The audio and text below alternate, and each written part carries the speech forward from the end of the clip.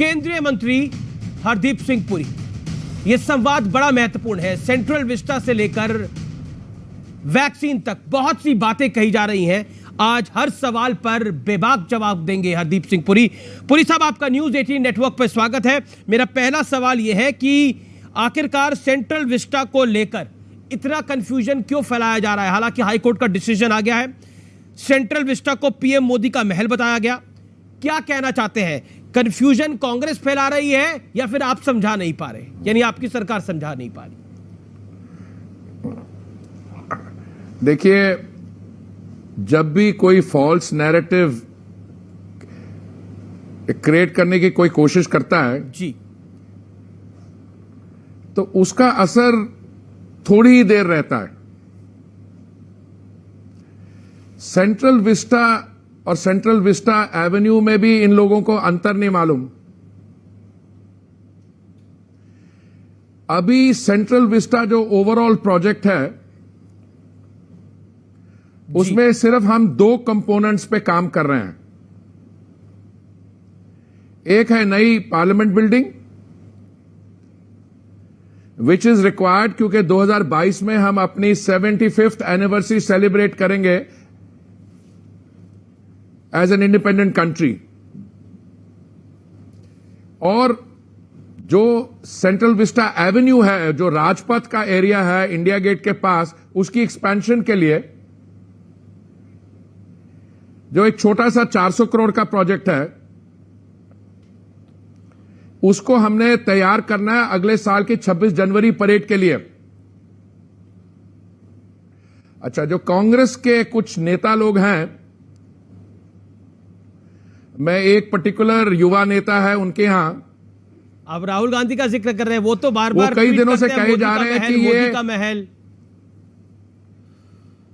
मोदी महल ऐसा है कि वो कह रहे हैं मोदी महल बन रहा है 13,400 करोड़ का।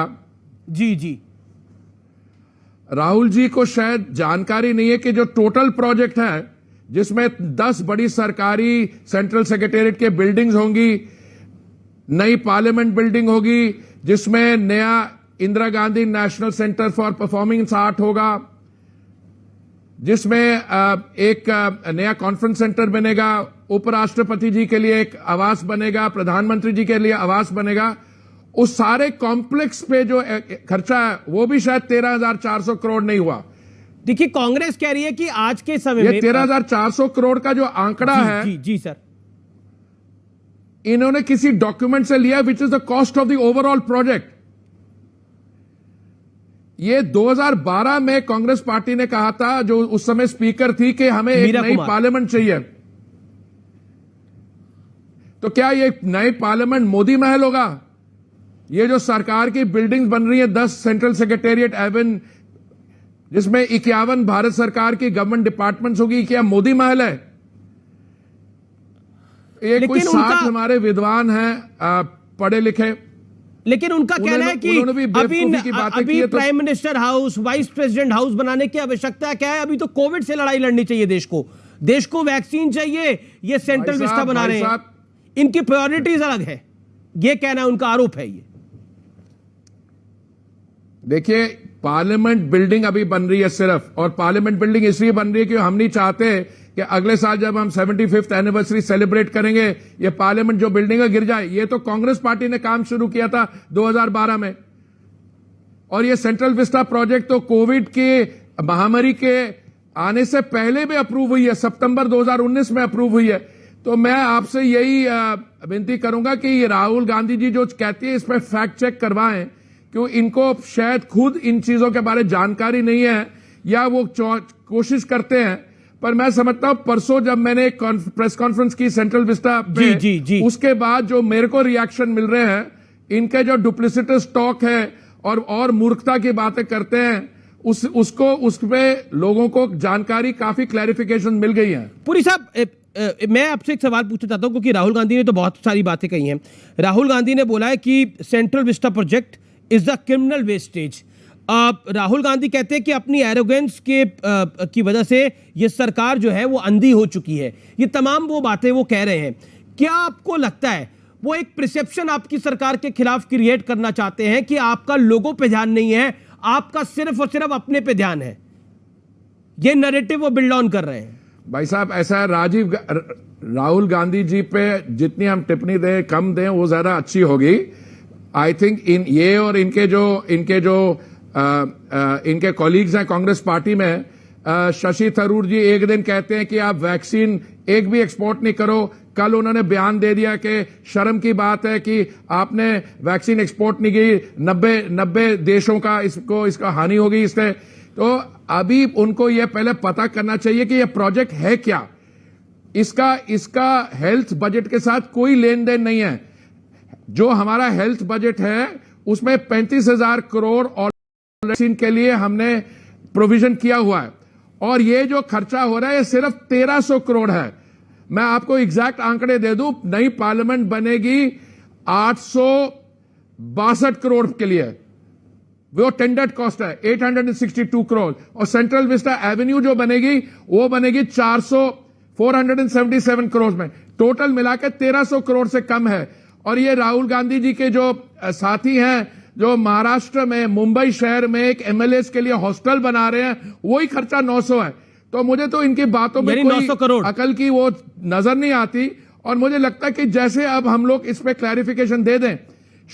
आपने बोला कि शायद हमारी तरफ से इस बात को समझाने में कमी रही है, बिल्कुल नहीं रही। सुप्रीम कोर्ट से हमें पूरी इजाजत मिल गई थी जनवरी इस साल, और परसों हमें दिल्ली हाई कोर्ट से काम को जारी रखने के लिए भी इजाजत मिल गई है। अभी मैं आपके माध्यम द्वारा और बाकी लोगों के सामने रख रहा हूं बात, और मुझे कोई डाउट नहीं है कि ये जो फॉल्स नैरेटिव क्रिएट कर रहे हैं, ये फॉल्स नैरेटिव का इनको प्राइस पे करना पड़ेगा। हमारी जनता बहुत मैच्योर है, हमारे जो वोटर्स और हमारे जो भाई लोग हैं बहुत मैच्योर हैं। वो देख रहे हैं कि इस समय वायरस जो है वो है हमारी एनिमी, और इस समय या तो हम वायरस को सुधारने, उसमें वैक्सीन करने के लिए, यही लोग कह रहे थे कि वैक्सीन हेजिटेंसी फ्यूल कर रहे थे, यही लोग कह रहे थे कि जो हमारे जो डोमेस्टिक मैन्युफैक्चरर्स हैं, भारत बायोटेक और सीरम, वो ठीक नहीं है। ये क्या चाह रहे थे?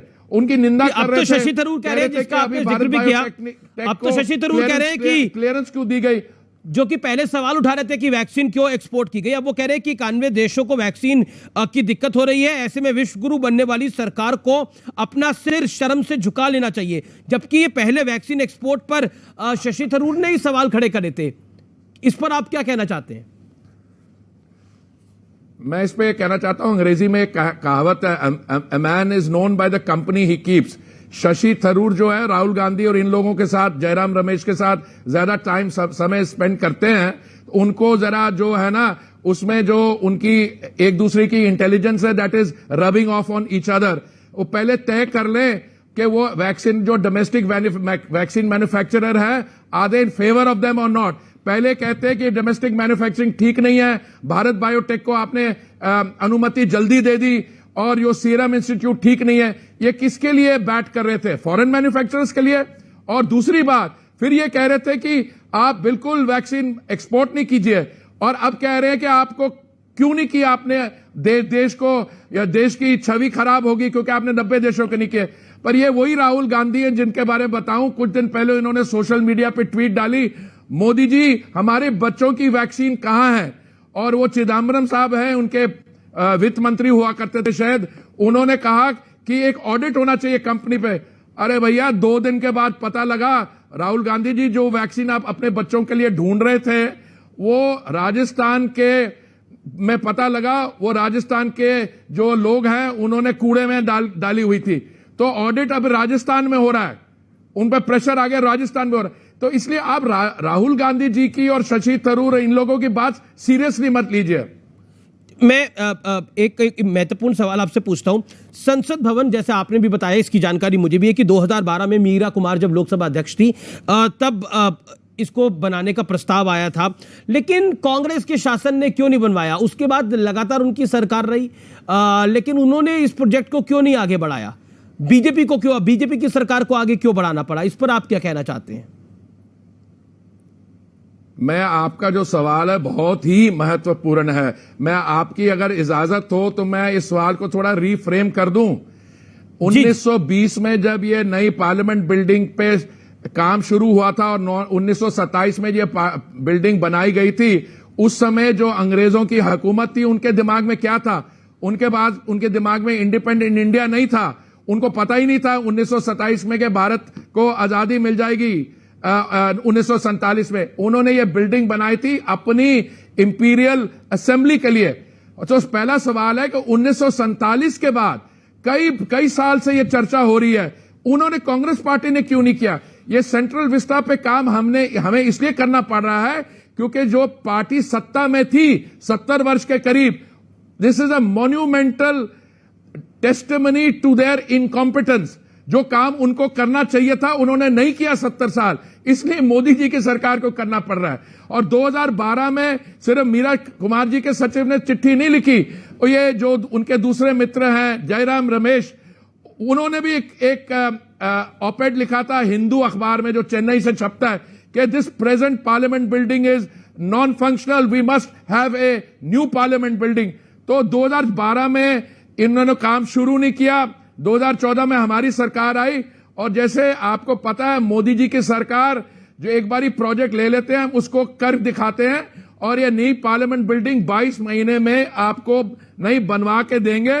मोदी जी की डायरेक्शंस बिल्कुल क्लियर है। और अगला 2022 का जो विंटर सेशन पार्लियामेंट का है, where we will celebrate the 75th anniversary of our independence, it will be held in the new building. नहीं, लेकिन अभिषेक मनु सिंघवी ने कहा, उन्होंने एक प्रेस कॉन्फ्रेंस करी, एक बयान दिया, उन्होंने बोला कि ये किसकी विरासत को आगे ले जाने की कोशिश है। उनका इशारा, उनका निशाना नरेंद्र मोदी की तरफ था। उन्होंने बोला कि जो कुछ पंडित नेहरू, जो कुछ महात्मा गांधी करके गए हैं, जो कुछ सरदार वल्लभ भाई पटेल भी करके गए हैं, उनका इशारा इस तरफ था, उसको मिटाने की कोशिश है, हर चीज पे मोदी जी का नाम हो। इशारा उनका ये था।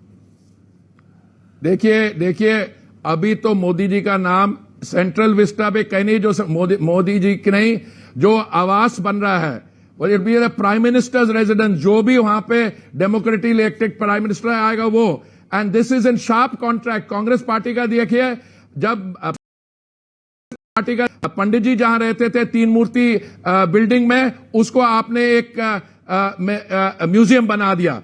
उसके बाद जो इंदिरा जी जो रहती थी उसको मेमोरियल बना दिया। देखिए ये जो वैल्यू सिस्टम और परंपरा है कांग्रेस पार्टी की है। निशाना जो भी करें, हमारी जो भी योजनाएं हैं, प्रधानमंत्री आवास योजना, वो कोई नरेंद्र मोदी योजना नहीं है।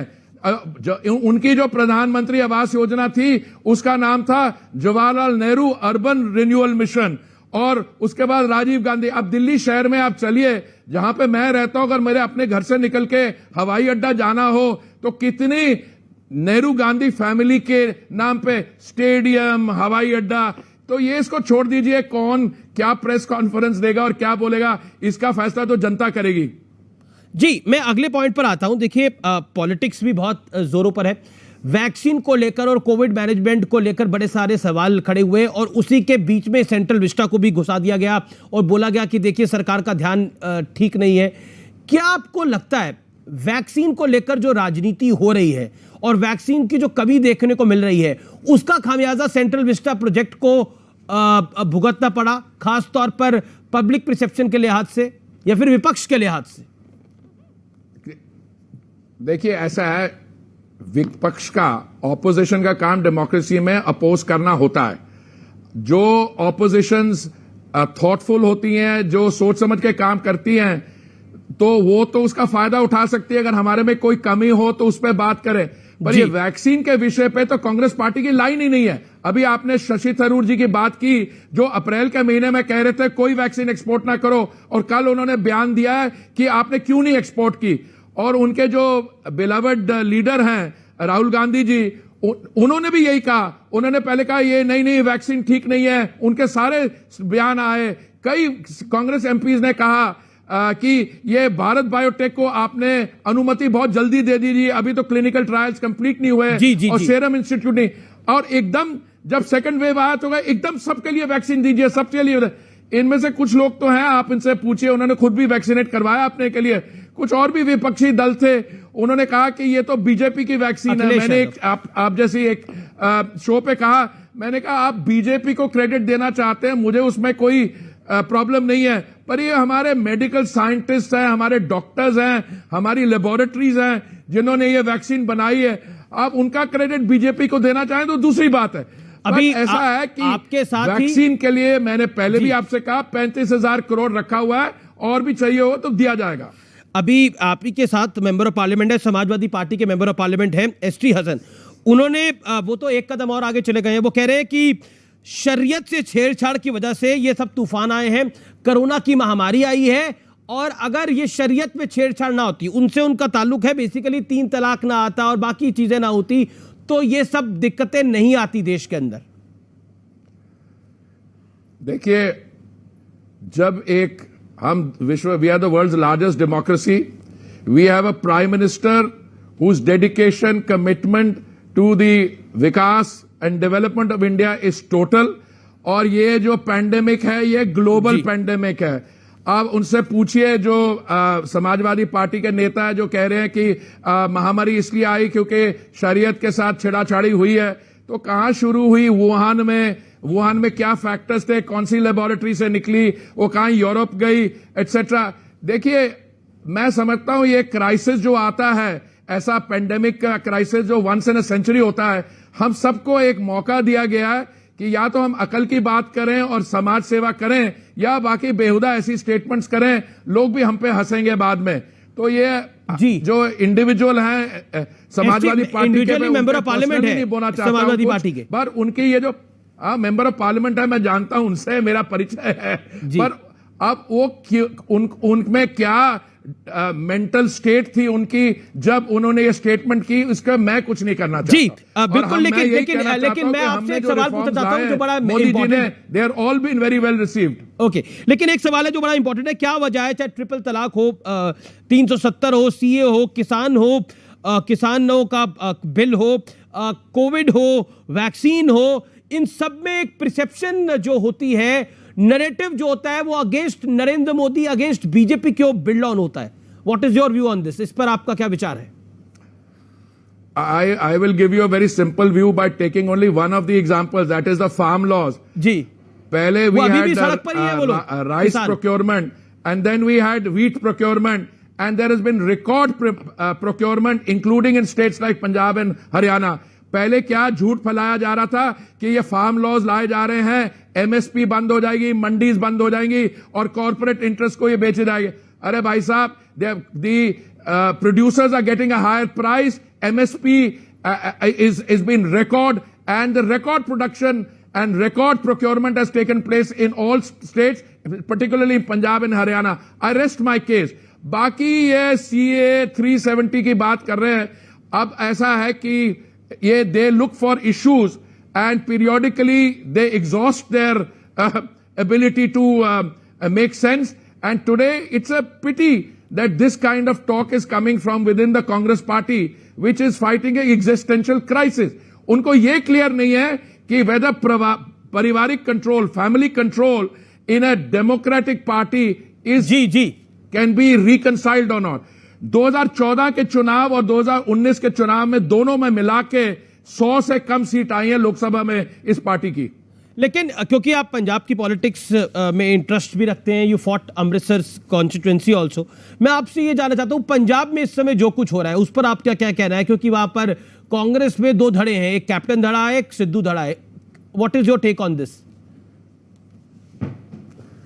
No, you see, I came on your interview thinking you wanted to talk about Model Tenancy Act जो आज passed हुई है, and naturally we have to talk also about the Central Vista.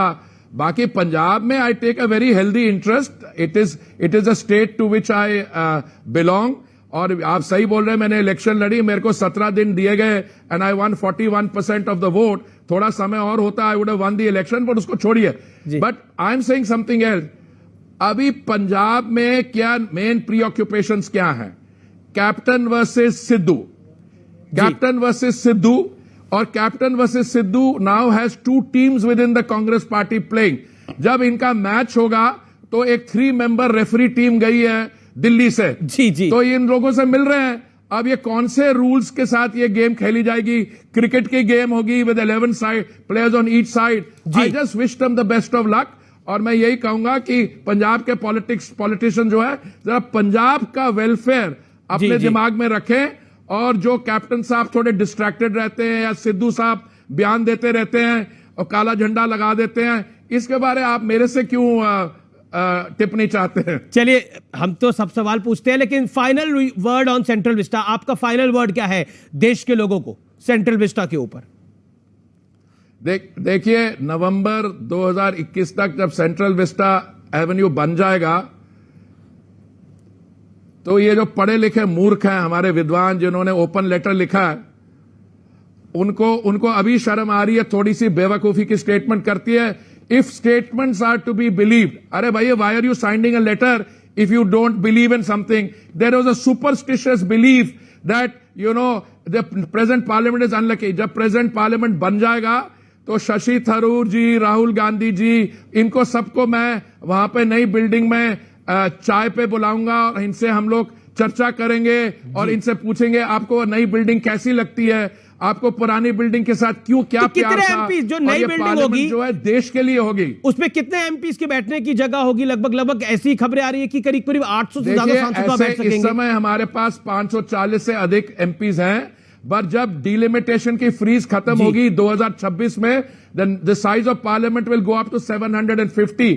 Thank you so much Hardeep Singh Puri, आज news 18 से बात करने के लिए, संवाद करने के लिए, हर सवाल पर जवाब देने के लिए। Thank you so much, pleasure having you. Amir ji, too very much.